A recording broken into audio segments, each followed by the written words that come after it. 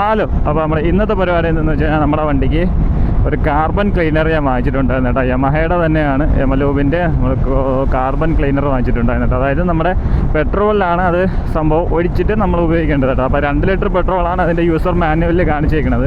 അപ്പോൾ ആ 2 litre petrol നമ്മൾ കീപ്പ് ചെയ്തിട്ട് വേണം നമ്മൾ അതിൽ ആ ഒരു പെട്രോളിൻ്റെ ആ ഒരു അഡിക്റ്റീവ് എന്നാണ് പറയുന്നത്. അപ്പോൾ ആ സാധനം ഒഴിക്കേണ്ടത്. വണ്ടി ഏകദേശം ഒരു 59,000 ചില്ലറ കിലോമീറ്റർ ആയിട്ടുണ്ട്. അപ്പോൾ ഇതുവരെ ഞാൻ അങ്ങനെ കാർബൺ ക്ലീനറോ എഞ്ചിൻ ഫ്ലഷോ അതുവരെ അങ്ങനത്തെ സാധനങ്ങളൊന്നും ഉപയോഗിച്ചിട്ടില്ല കേട്ടോ. അപ്പോൾ ഇന്ന് നമ്മുടെ കമ്പനി യമലൂബിൻ്റെ തന്നെ യമഹയുടെ കമ്പനി ഒരു കാർബൺ ക്ലീനറാണ് കേട്ടോ. അപ്പോൾ അത് നമുക്ക് ഒഴിച്ചു കൊടുക്കാം. ഏകദേശം 2 ലിറ്ററിലാണ് ഇത് ഉപയോഗിക്കാൻ പറഞ്ഞിട്ടുള്ളത് കേട്ടോ. അപ്പോൾ നമുക്ക് ഇന്ന് അതൊന്ന് ഒഴിച്ചു കൊടുക്കാം.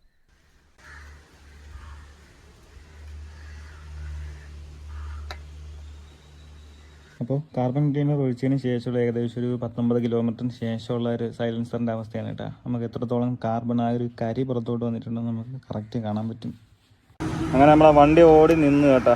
അറച്ച് സംഭവം വണ്ടി ഫ്യൂൽ ഇഞ്ചക്ടർ വണ്ടിയാണ്. ഞാൻ തീർക്കണ്ട എന്നാണ് വിചാരിച്ചത്.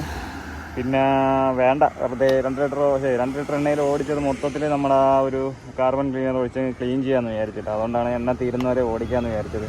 അപ്പോൾ ഫ്യൂൽ ഇഞ്ചക്ടർ വണ്ടിയിൽ മാക്സിമം നിങ്ങളിങ്ങനെ തീർത്ത് ഓടാതിരിക്കുക. അത് റിസ്ക്കാണ്. നിങ്ങൾ സ്വന്തം റിസ്ക് ചെയ്യുക. വല്ലപ്പോഴൊക്കെ ആയി പോകുന്നതിൽ വലിയ കുഴപ്പമില്ല. ഇല്ലെങ്കിൽ മിനിമം ഒരു 2 ലിറ്ററൊക്കെ നിങ്ങൾ കീപ്പ് ചെയ്യണം കേട്ടോ. അപ്പോൾ അത്രയേ ഉള്ളൂ. പിന്നെ 1 ലിറ്റർ എണ്ണ എൻ്റെ കയ്യിലുണ്ട്. 1 ലിറ്ററില്ല, 100 രൂപയ്ക്ക് ഒരു കന്നാസിൽ വാങ്ങിച്ച് വെച്ചിട്ടുണ്ട്. അപ്പോൾ അത് ഒഴിച്ചിട്ട് ഇനി ബാക്കി നോക്കാം. ഇനി എന്തായാലും ഇന്ന് എണ്ണ തീർന്നിട്ടുണ്ട്. അപ്പോൾ ഇന്ന് തന്നെ നമുക്ക് പോയിട്ട് ഓയിലും കൂടെ മാറിക്കളയാം. അപ്പോൾ ആസ് യൂഷ്വൽ നമ്മൾ മാറുന്ന അതേ ഷെല്ലിൻ്റെ 10W40 fully synthetic engine oil തന്നെയാണ് കേട്ടോ എപ്പോഴും മാറുന്നത്.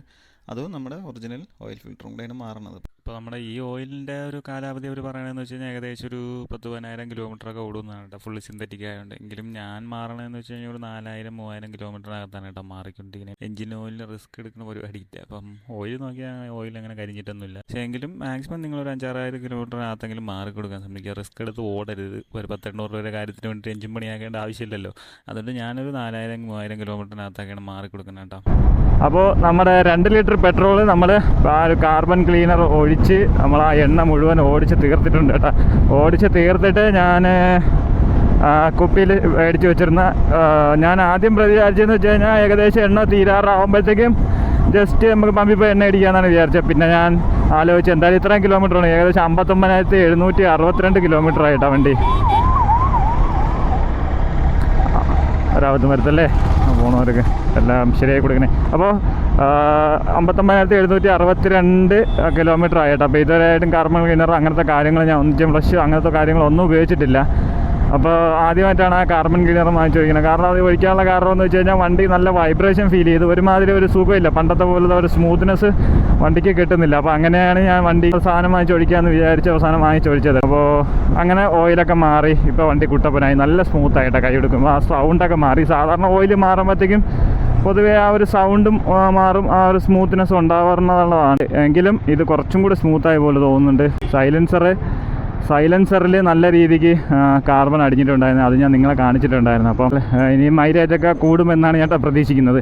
കാർബൺ ക്ലീനർ ഉപയോഗിച്ചാൽ ആ ഒരു പെട്രോൾ ലൈനുള്ള സാധനങ്ങളും മറ്റതും മറിച്ചതും എല്ലാം ക്ലീനായി ഒരു അത്യാവശ്യം നീറ്റായിട്ടുള്ളൊരു എഞ്ചിൻ പോലെ വരുമെന്നാണ് പറയുന്നത്. എഞ്ചിൻ ഫ്ലഷ് പോലെ വരില്ല, എഞ്ചിൻ ഫ്ലഷ് വേറെയാണ് കേട്ടോ. അത് മൊത്തത്തിൽ എഞ്ചിൻ ഒഴിച്ച് കഴുകി എല്ലാം സെറ്റാക്കി എടുക്കണം. ഇത് അതിൻ്റെ അത്രത്തോളമൊന്നും വരില്ല കേട്ടോ. പക്ഷേ ആ ഒരു സാധനം എന്തോ എഞ്ചിൻ്റെ പാക്കിങ് കാര്യങ്ങളൊക്കെ അതിനെയൊക്കെ ചെറിയ രീതിക്ക് ഡാമേജ് ആക്കുമെന്ന് പറയപ്പെടുന്നുണ്ട്. സോ അതുകൊണ്ടൊക്കെയാണ് ഞാൻ പിന്നെ കൂടുതൽ അത് ഉപയോഗിക്കാത്തത്. അതിനി ഒരു വണ്ടി ഒരു 1,00,000 കിലോമീറ്ററൊക്കെ ആകുമ്പോഴത്തേക്കും വേണമെങ്കിൽ നമുക്ക് അങ്ങനെ ഒന്ന് എഞ്ചിൻ ഫ്ലഷ് ഉപയോഗിച്ച് നോക്കാം എന്ന് ഞാൻ വിചാരിക്കുന്നു. ഇപ്പോഴേ എന്തായാലും ചെയ്യണ്ട.